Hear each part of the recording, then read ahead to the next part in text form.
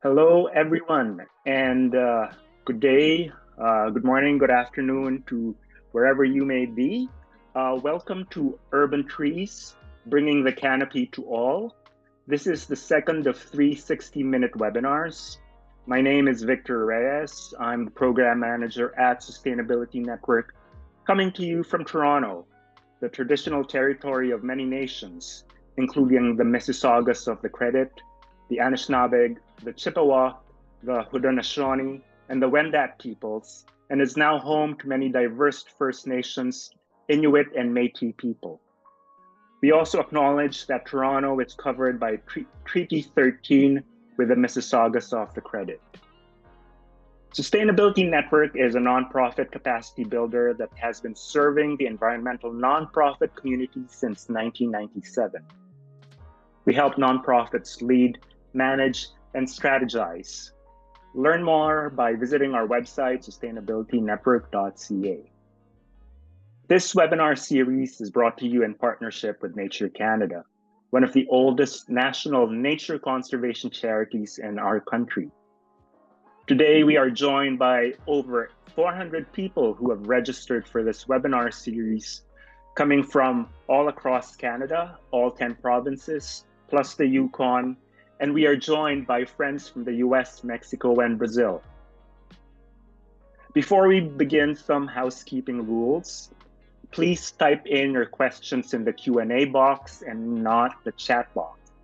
Please use the chat box to interact and share resources with each other.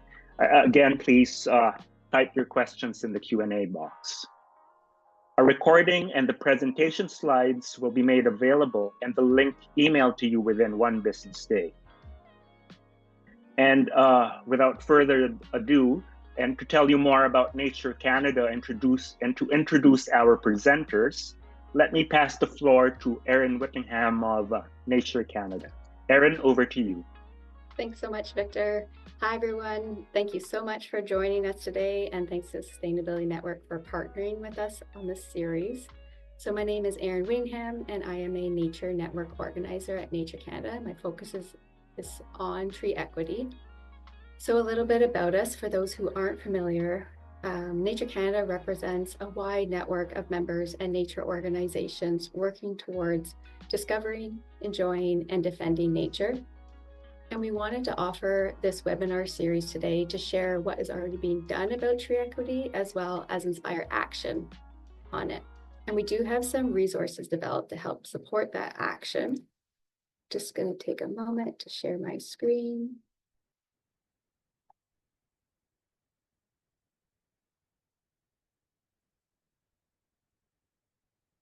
So yeah, to support that action, to support the groups who want to be working towards tree equity in their cities, we do have a tree equity report that we released back in 2022. The first webinar in this series went more in depth into that, so I definitely recommend you check out that recording if you haven't already.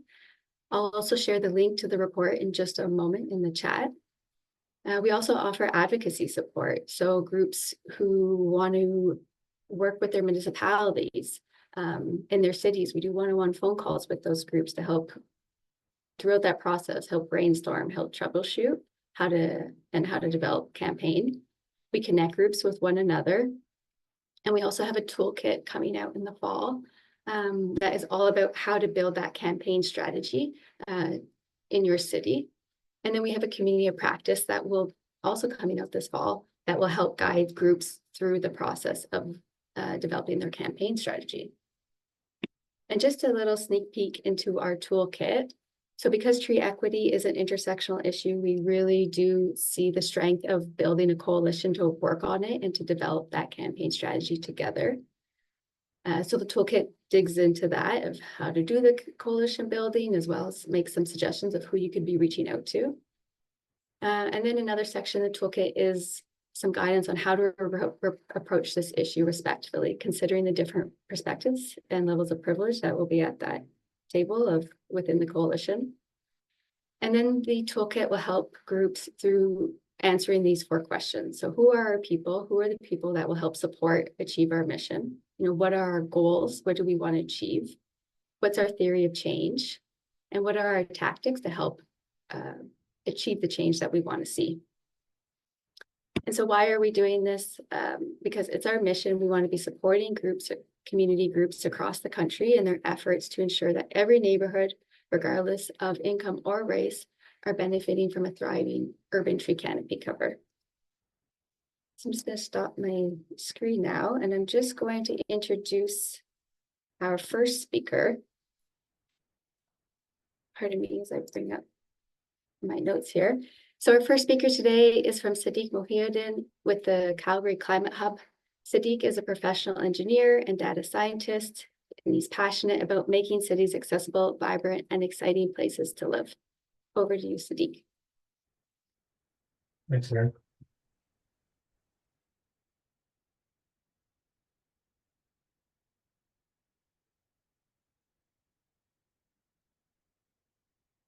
Nice.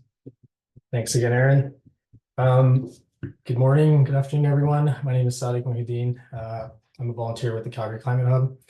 First, I want to say a quick thanks to Sustainability Network and Nature Canada for allowing me to share some of the work we're doing in tree equity at the City of Calgary and around tree mapping as well. I just got to start my timer so I know what my time is as I go.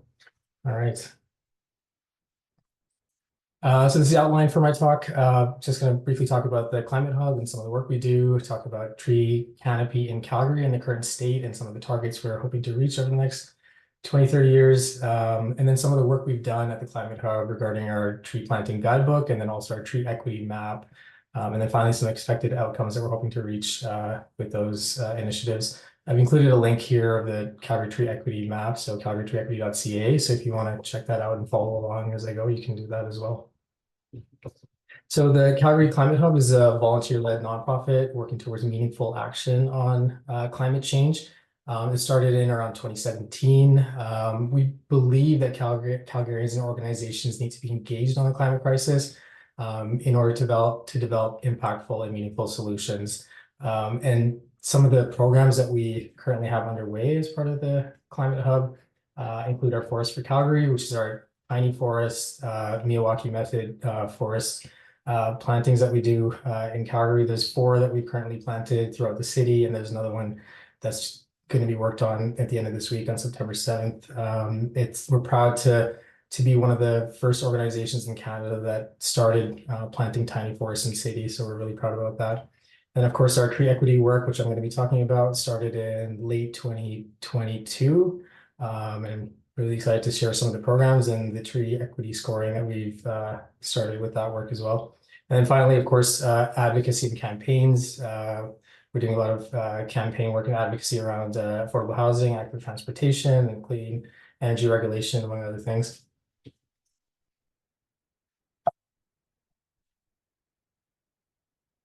So the current state of tree canopy in Calgary, unfortunately, we're one of the lowest tree canopy for any major city in Canada, around 8.25%. The most recent target, near-term target, is to hit 9% by 2026. And the reason, I guess one of the reasons we're so low in canopy is kind of the natural ecology of Calgary. We're very grassland. It's not particularly easy to grow trees in this area unless you're near the river valley or something like that, where you have kind of higher tree canopy cover. The targets have kind of shifted over the years. It was, 16% was kind of the benchmark that Calgary is trying to reach. There's been some recent policy documents around that, the climate strategy, which is like 10% by 2030, 16% by 2050. And then our implementation plan, which was recently released, which is around 14 to 20% by 2025. But one thing to note is that there is an area of the city which has a very low canopy, around 1 to 5%, sometimes lower than 1%. And it's also the area that has the highest concentration of visible minorities, and that is Northeast Calgary. Historically has had a lot of issues with tree equity, and that's some of what I'm going to be talking about today. Before I get into that, I just want to give some visuals of, some of the boulevards and streets in Calgary and the state of canopy. This is an example of an inner city community called Mount Pleasant, pre-World War II. So obviously you'd expect a pretty well-developed canopy. It's, I guess, somewhat unfair to compare an inner city like this to a suburban area. So I'll show some other examples that are kind of more geared towards kind of newer developments and newer communities as well. This is an example of a community, Charleswood in Calgary, which is kind of post-World War II development. You can see kind of by the streetscape, wider boulevard, more space for cars and that kind of thing. But nonetheless, the canopy is, well developed and kind of growing over the years, despite being, somewhat kind of newer community.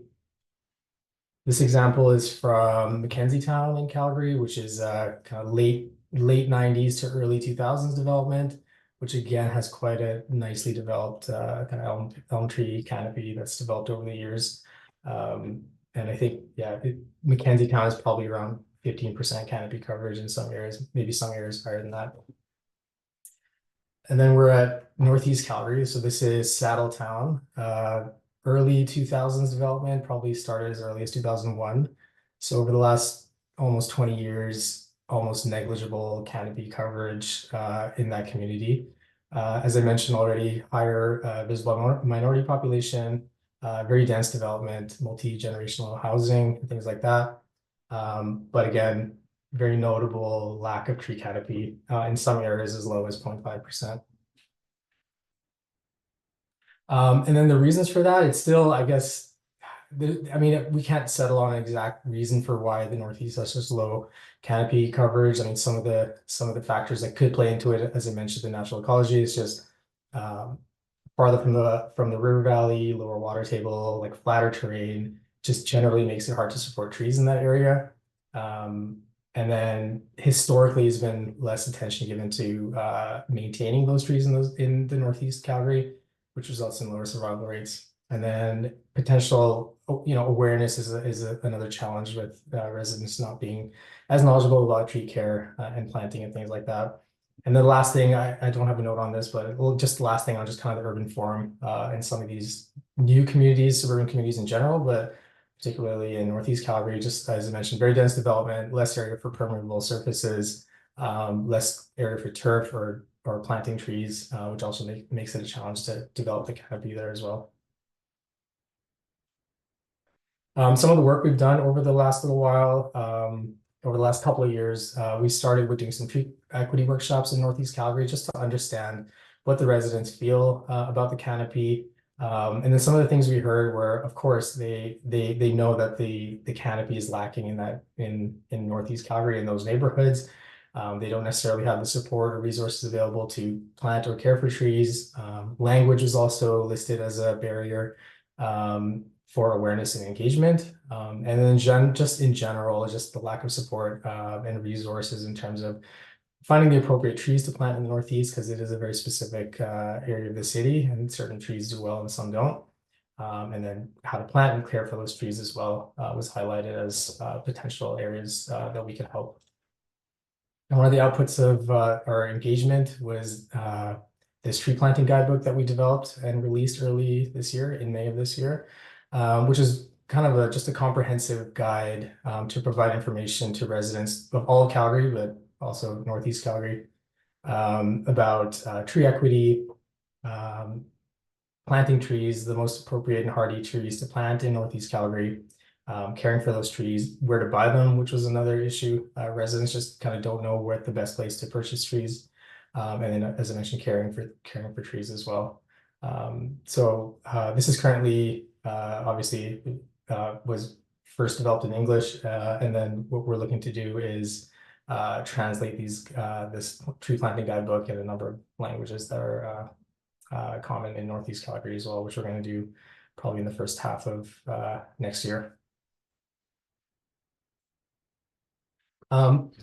So when it comes to our tree equity efforts, one of the main challenges that we had was understanding the demographic and socioeconomic conditions of Northeast Calgary. A lot of the information that we had or we have in the community is anecdotal, through observation, through what we hear in the news, but there's not really like a quantifiable metric or measure we can use to understand tree equity. So that was one of the things we were seeing. The city does release very high quality open data. So they release their tree canopy coverage maps. density maps like we see on the right here. But again, this doesn't really tie well to equity because it's tough to see what the socioeconomic indicators are in those areas. So that was something we were looking to address through our tree equity map and tree equity scoring. And then one thing to note is that even with our discussions with urban forestry in the city of Calgary, it was difficult to understand what the city itself uses for its metrics or methodologies when it comes to planting trees, like which areas do they focus on. There wasn't anything we could find publicly or through policy that would point us to that. So that was another thing we were hoping to address. So we were looking at the tree equity score. I can't mention tree equity score without American Forest and some of the amazing work they're doing in the US. Probably the gold standard in terms of understanding tree equity anywhere in the world. They have a US-wide map, and I'm sure Connie will talk some more about American Forest and some of the work they're doing in Toronto. But again, very high resolution mapping of trees and equity, and they've created a very well-established methodology, which we borrowed, and I'll talk about in a second. But this was kind of the inspiration of what we were planning to do in Calgary as well.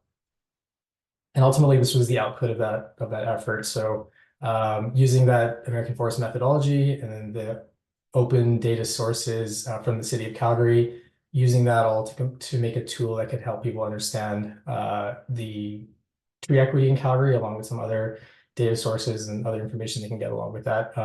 So for those of you who don't know, the tree equity scoring is a value between 0 and 100, 100 meaning you meet the requirement for that area. So for example, city of Calgary, 16% tree canopy target is kind of what we went with for this analysis. So anything in green, dark green, is like you've met that threshold and you got 100. Anything under that is red, and then the darker the red, the lower score you get. And then this was a great way for us to validate some of the assumptions that we've had all along in Calgary about the Northeast not having tree canopy, and then the equity associated with that as well. So it was a very kind of obvious thing that we've noticed through this analysis that there isn't a real need to address the tree equity issue in the Northeast Calgary. And the methodology, I'll talk briefly about this. As I mentioned, this is a methodology that we borrowed from American Forest and their work with tree equity score. Basically, how it works is that there's a number of what they call priority indicators, which is, I guess, socioeconomic factors that we can use to basically create a quantifiable way to understand tree equity. So we've used some of the ones that American Forests use, not all of them, but these are the ones that the data that we could easily get from Statistics Canada. Seniors and children, so the proportion of seniors and children in the area, the visible minority percentage, language isolation. So those are people who don't speak either English or French in an area, low income, and then unemployment rate. And then one thing to note is the geography that we're using for this mapping is census dissemination areas. So that's a boundary that's defined by Statistics Canada, which encompasses roughly 400 to 700 residents. So it's a very granular kind of spatial area that we could look at and really target the tree equity scoring. And then another thing to note is our data sources. Everything that we use is open data. And then all the tooling we've developed is open source, meaning that there's no software licenses or data licenses. And we were really, it was really important for us to make this an open and transparent analysis as possible. So in the spirit of open data, open source, and open science, any of the analysis that we've done can be reproduced by anyone, including the visualizations, and can be customized as well. So that was an important aspect of creating this analysis and making it as open as possible. And then some of the data sources, tree canopy outlines that are provided by the City of Calgary, aerial photography, and then Statistics Canada census profile was used as well. Just going to show some functionality. Again, the data provided by the city is extremely high resolution. So you can go down to individual lots and see how the tree canopy currently is, and then see how it changes over time. So we have between 2012 and 2022, not for every year, but almost every other year. So you can kind of see how that canopy changes and currently is for your community or even your property. And then change over time is also important. This is an area, again, in Northeast Calgary, Saddletown. And then one of the functionalities of the visualization to see how that canopy is changing over time. And interesting to note about this visualization is that basically between 2012 and 2022, over a 10-year period, there's almost no growth in tree canopy in that area of Northeast Calgary, Saddletown. And then also, as you can see right in the middle of that image is that center line of that road right of way. Again, trees just kind of dying out and not being replaced. So it's an important way for us to kind of see how that canopy is changing at a very granular level. And then some of the outcomes and next steps potentially of this tree equity tooling. We did release it, the tree equity map, in May of this year. So we're still early on. We got some feedback, some good feedback from that. But basically what we're hoping to get out of this is public awareness regarding tree equity. So residents can zoom in right on their property, their neighborhood, and see what the current state of tree canopy is, tree equity is, and then use that potentially to advocate for their neighborhoods. And to get more resources and support, potentially work with the city to prioritize areas that have lower tree equity scores. We're also hoping to improve the scoring that we currently have. American Forest, they also use land surface temperatures, so we're hoping to use that as well using satellite data, and potentially some other inputs as well. And then, of course, we're going to continue to reach out to the community groups, which we have been doing throughout this process. In Northeast Calgary to continue the work regarding tree equity. And yeah, that's it. Thank you very much. Awesome. Well, thank you so much, Saadiq. That is amazing to see what you have created in Calgary and, you know, what the Calgary Climate Hub has planned for the future. It blows my mind. You guys are a volunteer-led organization, so way to go. Very inspiring. So our next speaker today is Connie Pinto, and Connie is a supervisor of the policy and standards team at the City of Toronto, where she is responsible for supporting urban forestry operations and the delivery of programs and services to expand and sustain Toronto's tree canopy. Over to you, Connie. Thank you, Erin. I will attempt to share my screen here. Hopefully this works.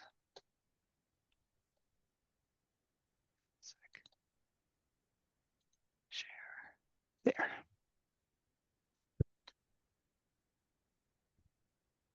Assuming you can all see that, I will, thank you. I'll get started, and like Saadiq, I will try and time myself so that we have enough time for questions. Thank you, everyone. Thank you, Erin, for the invitation and for the opportunity to talk about Toronto's canopy expansion approaches and specifically tree equity. Today, I'm going to give you some insight into the recent canopy study and how the city is using the tree equity score analysis approach. I'm going to short form that to Tessa very quickly to address canopy expansion at the neighborhood scale. Essentially, how is Toronto going to get to its target of 40% canopy cover by 2050? To start, I have a very brief agenda just to introduce you to the City of Toronto's programs and services related to urban forestry, provide an overview of the key findings from the recent canopy study, describe Toronto's tree equity score approach and the new tool, and then wrap up with some utilization and benefits of Tessa. So, for those who don't know Toronto, that's where I am. I work for the City of Toronto for the last 9 years, and we have a very robust urban forestry division. On this slide, I've just thrown some of the highlights of the programs that we offer. We prune around 45,000 trees a year. We plant 120,000 a year, and we manage over 600 hectares of natural area per year. Really, the canopy within the City of Toronto, if you are not familiar with it, is driven by the 3 major rivers in the city. I'm going to ignore Mimico, talk about the Humber, the Don, and the Rouge. And the ravines make up 17% of the land base in the city. And coincidentally, they have 38% of the canopy cover because they have a very high canopy cover in the ravines. excuse me. The city urban forestry activities are directed by our strategic forest management plan, which I believe is the image on the upper right, the brown. So, sorry, Connie, just sorry to interrupt. I don't think you've moved on from your cover slide. I didn't move my slides. Je m'excuse there. What am I doing? There. There's the agenda covered. Sorry. And here's the list of everything I was talking about, so I don't need to point to it all. But just to say that our strategic forest management plan, which was developed in 2012, following our first ever canopy analysis in 2008, it set out 6 strategic goals. One of them certainly we're working on, which is to increase the canopy to 40%. But the other 5 are to achieve equitable distribution, increase biodiversity, increase awareness, promote stewardship, and improve monitoring. Today, I'm just going to focus on 2, the canopy and the equity. So what is the state of our urban forest? The 2018 canopy study was the second canopy assessment in the city. So the first was in 2008. Of course, there were good and bad stories. The first being good, an increase of about 3% in canopy cover in the city over 10 years. So the estimated tree population is around 11.5 million trees across public and private land. We also found that the street trees are doing better, no doubt based on the good work of forestry operations, but about a 25% uptick in the quality, so the good, excellent rating. And we also found some not so great news. For example, the trend towards hardening of the city has not slowed down in 10 years. Certainly it's gone up. So if you were looking at Toronto, this map over here is showing the 8 land cover classes as derived by satellite imagery. The ones that you should pay attention to are not the green and the yellow, it's the pink. The pink is impervious cover, meaning places you can't plant trees. And over the last 10 years, about 400 soccer fields worth of property converted from soft to hard. This is not good news. All of these findings have implication for stormwater management, water quality, the retention of healthy soils, biodiversity, urban heat island effects, and of course, possible growing space for trees. And I might add, really, it's all about the quality of life. So what is the tree equity approach? Thank you, Saadiq, for kind of launching a little bit about American forests. I honestly did not know who they were until 2021, when they launched the idea of tree equity as a way for urban centers to talk about canopy growth. True confessions, they are the group that also put forward the idea that all urban centers should pitch towards 40% canopy cover, regardless of where they were in the US. Thank goodness they backed off that. And in 2021, they said, no, we need to talk about tree equity. And what is it? And it's very similar to what Aaron described last week. Tree equity being the fair and just distribution of tree canopy. I think Aaron said it more succinctly than American Forest, but I'm going to keep their definition up there for you. Basically, the Tree Equity Score Analyzer, TESA, focuses on the application of evenly weighted equity factors and the mapping of digital canopy cover to come up with a score, just as Saadiq said. Essentially, you look at existing conditions, determine the opportunity for growth, and then, this is what's new, is you apply this equity factor. And I'm just going to explain that. So, as I said, they came up with the idea in 2021. We had just completed our 2018 canopy study, and we were looking around for a way to prioritize and expand our canopy cover. And we stumbled across this tree equity score idea. So the methodology we were already adopting, because it is a simple algebraic formula, get all the data, do some math, and you'll come up with a score out of 100. But we were much more excited when they approached us a couple of years later to talk about a tree equity tool for Toronto, which is the only one outside of the US so far. We used it with our existing satellite imagery, which was on the last slide, to look at canopy cover and then applied those 7 equally weighted factors. So again, a number out of 100, And it really matters because the canopy growth in the city, let's say that 3%, perhaps that all happened in one neighborhood, which may be the case. But it didn't happen equally, certainly not across the city.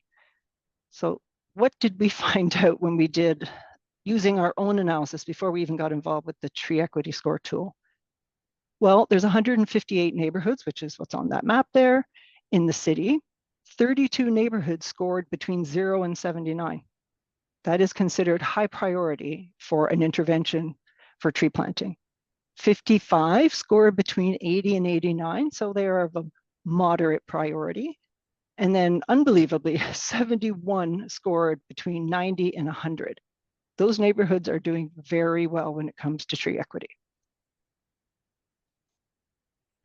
So as I said, in 2023, American Forests approached us to develop a tree equity score analyzer tool, TESA, for Toronto. We had already decided to pursue this approach, so we were very excited for a made in Toronto solution, kind of like the interactive map that Saadiq was showing for Calgary. We wanted to get on board with their tool to use all of its features. So last fall, we gathered a group of stakeholders to help build and understand the tool. Our stakeholders included city staff from different departments, including public health, arborist practitioners, neighborhood associations, and of course, academia. The tool is now live, you can see there, and it's accessible through the American Forest website. I will attempt to give you a tour. Here comes the interactive part, and hopefully nothing goes wrong. Bum, bum. So if you were to go to the tree equity website of American Forests and scroll down all the cities, Denver, Phoenix, etc., you would finally see Toronto, ON. They don't have a category for Canada because we're the only ones. So you find Toronto, you click on it, you give your email address and you create a password, and then you have access to all of the data and the mapping features and the scenario building features that this tool offers. Some of you may notice that this map doesn't look exactly like the image I had on the previous slide, and that is because this is the tree equity score by census tract, which is not as small as a dissemination area, but not as big as a neighborhood, somewhere in between. Some census tracts, 3 or 4 make up a neighborhood, depending on the population. So once you've logged in, you zoom in, you see Toronto. You can see that when I roll over my cursor, rather when my cursor rolls over the map, you'll see different scores. So I'm going to point out the obvious that green is good and orange is not so good. Orange is definitely an area of need for trees. So let's zoom in into a community known as Black Creek, if anyone knows the city at all. It's a tributary, Black Creek itself is a tributary of the Humber River. So this is in the northwest of the city. And here, I've clicked on it for you. So what I wanted to demonstrate by opening the tool is just to show you how much information you can see at a glance. Number one, this census tract has a score of 58, which is obviously low. It is definitely less than 79. It shows on the screen, the divider on the left there, it says tree equity 58, priority highest. It has a current canopy cover of 12%, which is of course lower than the average in the city, which is 31. It has a canopy goal of 50%. And then here below are all the interesting equity factors at a glance. Talking about the distribution of those priority indicators, you can see them all there in that spider format there. But that's not what we're going to actually talk about. We're going to talk about the most exciting part of this tool, which is developing a scenario. So I'm going to zoom in, zoom, and show you what else this can do. Zoom some more. Okay, so this is the census tract. It's still the same census tract. But what we can see now is the parcel level. And this is where you can actually start to build scenarios to plant trees. In this example, you may not know Toronto. You don't even have to know Toronto, but I know what this area looks like, but I can turn on a filter, pardon me, not the filter, the other thing, the layers, and I can get a better idea about what's going on because there's current satellite data built into this tool so that you can ground truth from your desktop to some extent. In this area, this is actually a hydro corridor. It's a recreation trail. It goes through the west end of the city. And so there are some trees planted there, but for hydro reasons, there are not a lot of trees because they can't be close to the transformers. However, if I was in the Black Creek community and I wanted to build a tree planting scenario, I would look at all the parcels at my disposal. This multifamily, certainly that's the land use, you can tell. These are single family residential. This is the hydro corridor. This is another building. This is the right of way. So all the parcels are separate. And what you can do is build a scenario by clicking on each one and saying, you know, this is how many trees I want to plant here. So I'm going to show you one of the scenarios I built for this. What this does is it gives you the opportunity to say, I'm going to plant a number of trees to bring up my target. So this is what you end up getting. You end up getting a impact report. That's the language they use. But essentially, it summarizes what your project is doing, how many trees you're planting. It is not a planting plan. It is an intervention. It's a scenario at this point. But it also gives you demographic information. So if I'm a residents association or a community group, I have all of that data at my fingertips. If I'm going to create a funding strategy or a funding or a campaign, I will know all that information. And it'll also give me the ecosystem services that are basically the outcomes of my intervention. You know, what are the results of what I'm doing? I want to just back up for 1 minute just to show you how to build the scenario first. I'm going to click on here, and I've decided to plant 20 large trees, 35 medium, and 60 small. The default of the tree equity score tool is to say that you're going to make an improvement of 5 points.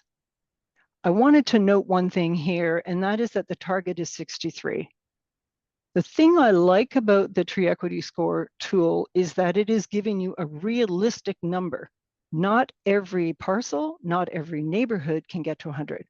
That is not what you're trying to do here. You're not trying to convert them all to 100. What you're trying to do is take what's available and convert that to the highest possible in terms of canopy. So in this case, 63 is what I want to get to. So I can add and go up and down any one of these numbers and it'll give me the same, it'll spit out what my results are. And these can all be saved. I've got a whole bunch of other ones here for Liberty Village, one for New Toronto, and then a bigger one on a number of parcels together.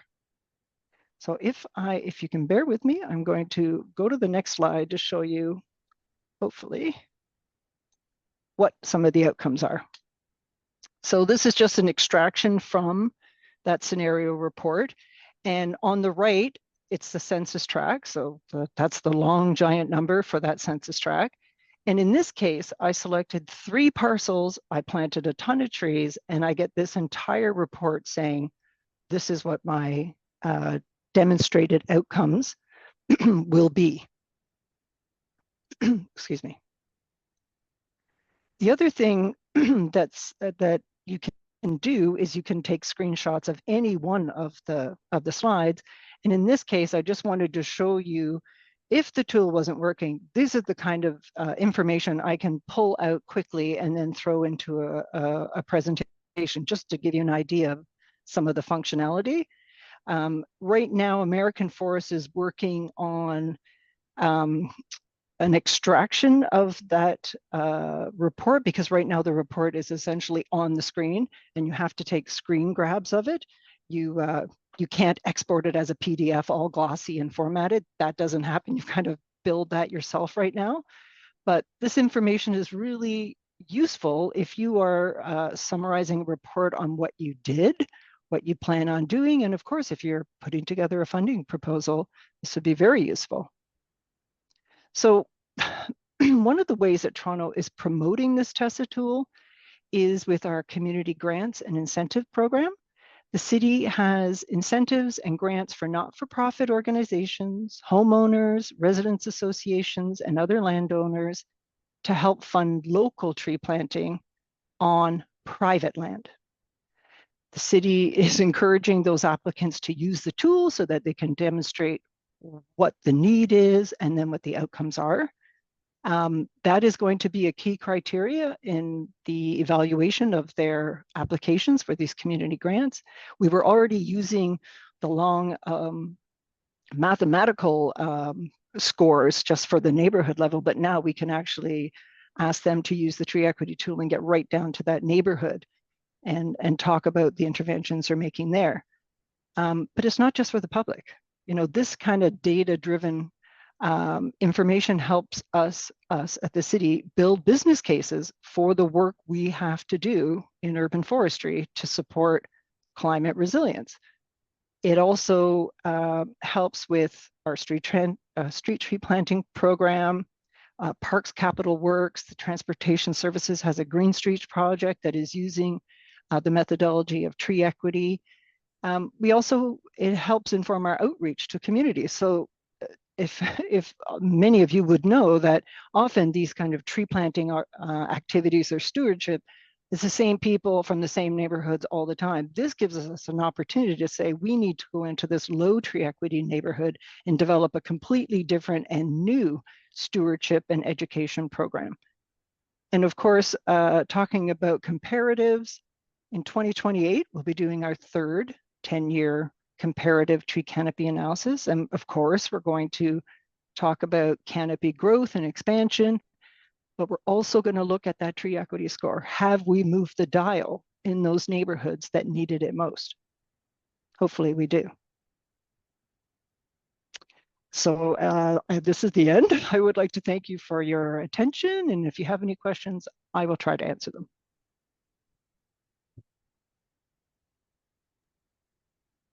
All right, thank you so much, Connie and Saadiq. Those and Erin, those were wonderful presentations.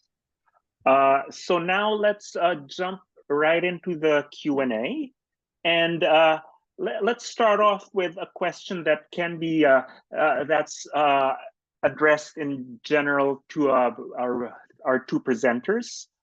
Are boulevards city-owned or private?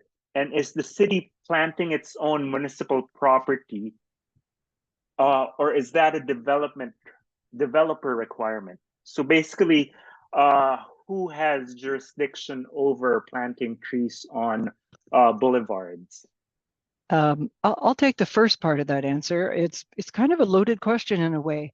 The city road allowance is measured from the center line of a road, and it goes to the sidewalk some places. It goes even further. In older parts of the city, it goes almost to the stoop of some of the homes in Toronto East York. The responsibility for that, pardon me, I'm getting a phone call. The responsibility in terms of what happens on that space belongs to Transportation Services. That's Toronto's, that's how we do it here, but we plant on there. Urban forestry plants trees in front of every parcel in the city that has the space to do so. Every parcel that has the space to do so. And we replace them if they should die.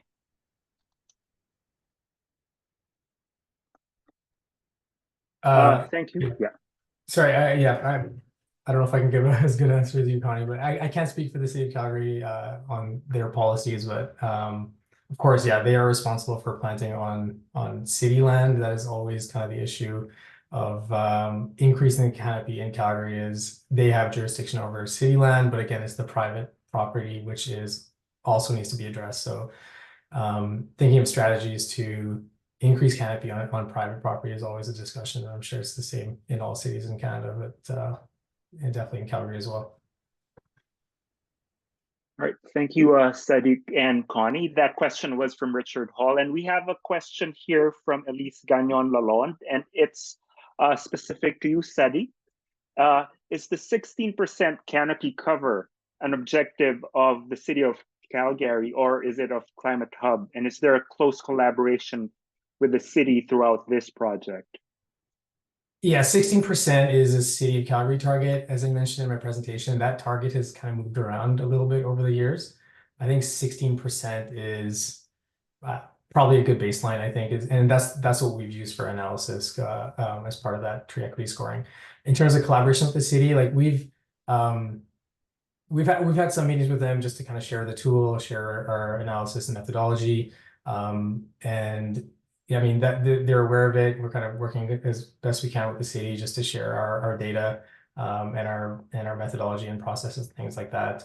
But I think yeah, we're trying to work as close as we can with the city in kind of advancing that tree equity scoring. Thank you, Saadiq. Now, a couple of questions that either of you can answer, and I will group them because they're kind of related to each other. So the first question is from Jill Crafton, and her question is, do land temperatures influence tree species selection? And I will append two questions from Rebecca McDonald, which are quite related. So she's curious about the threat and impact of extreme heat on some of these trees. Can these maps be used to identify areas that need special attention once temperatures reach a certain thresholds? And are you doing any work with future scenarios, extreme heat, water scarcity? How much of your efforts are going towards increasing tree canopy versus protecting and maintaining what you already have? Oh boy, that's a big one. Let me start with heat. Perhaps I skimmed over it too quickly, but heat mapping was included as one of the priority factors, of course, in the tree equity score.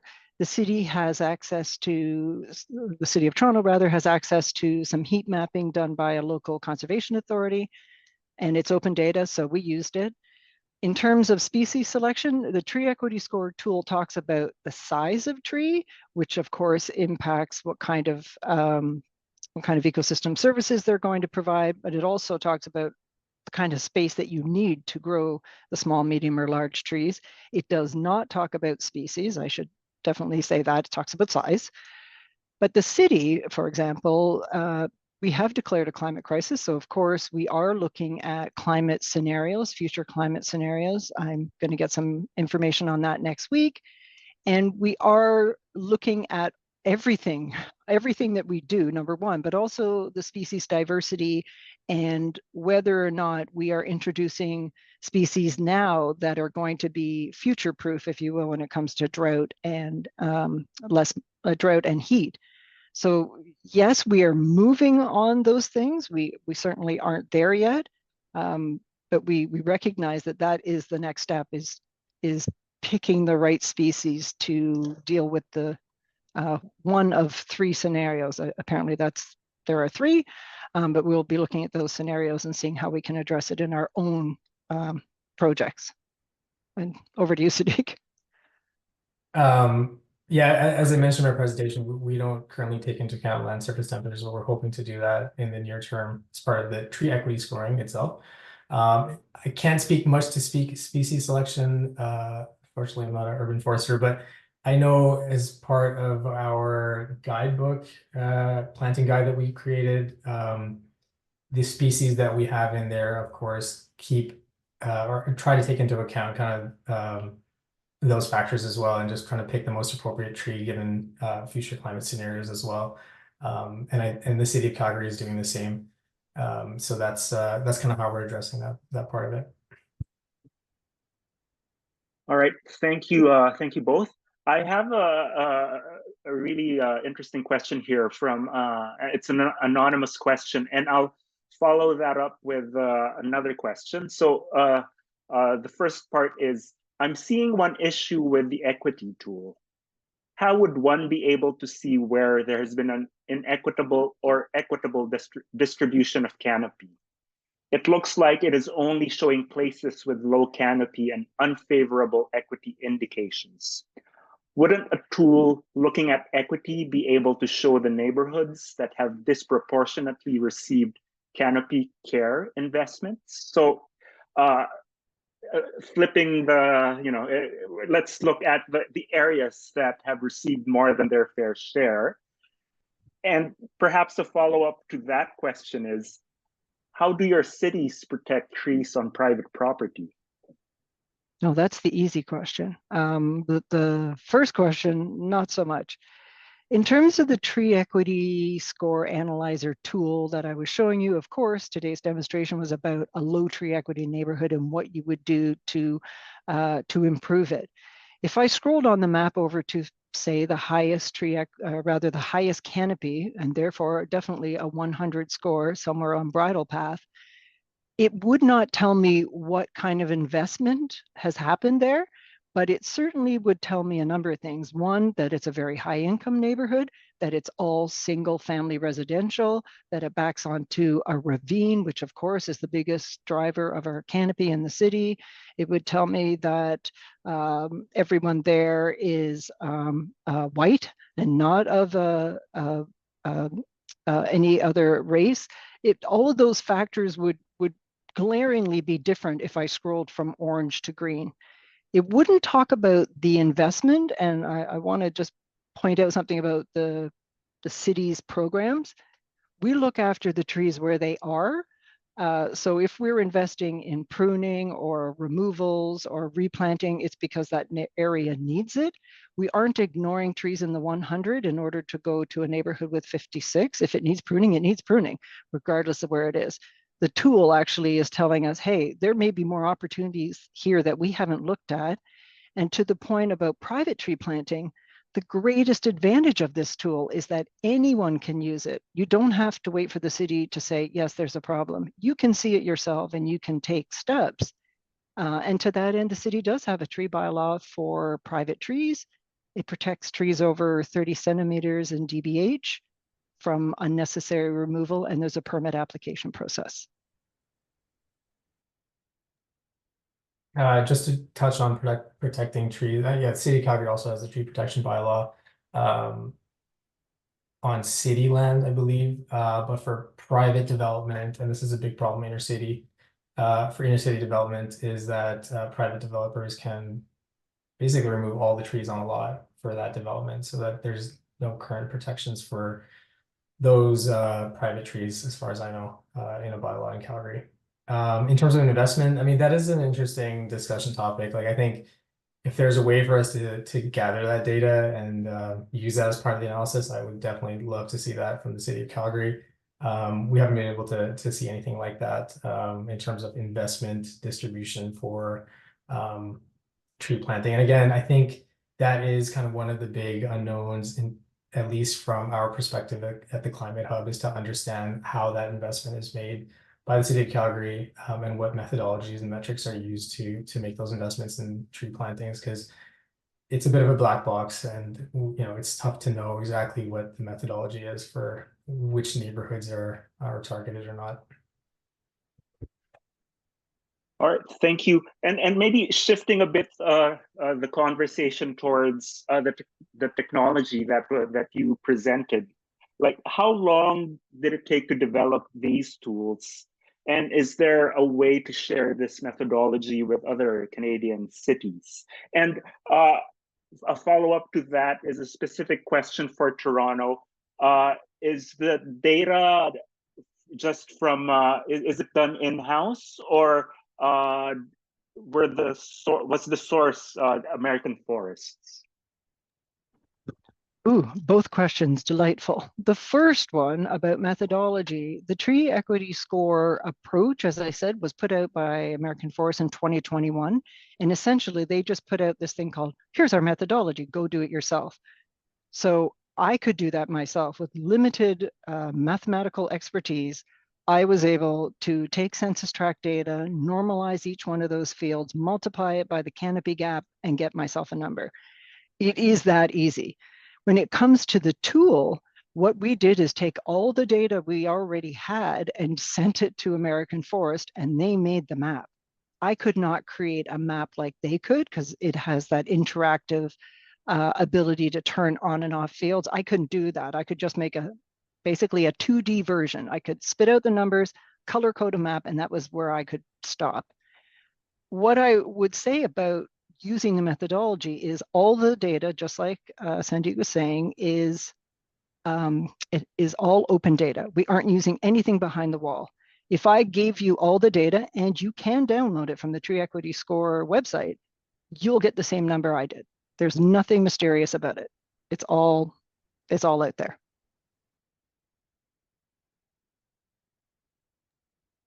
All right, thank you. Saadiq, would you like to add anything? Not much more.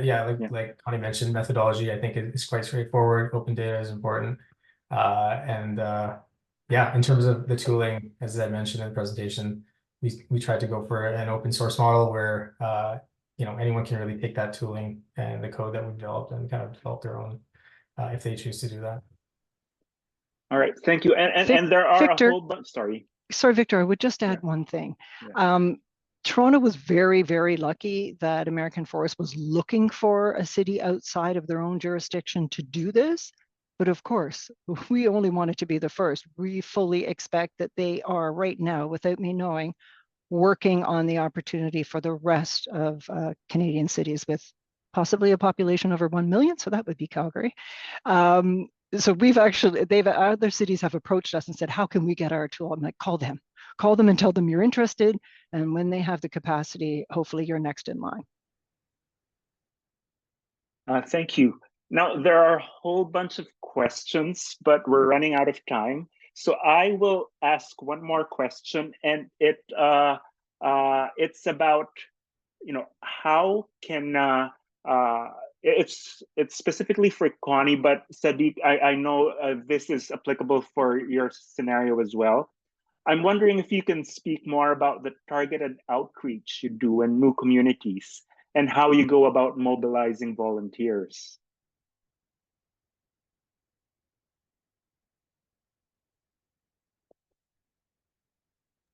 Sorry, was this for Saadiq or for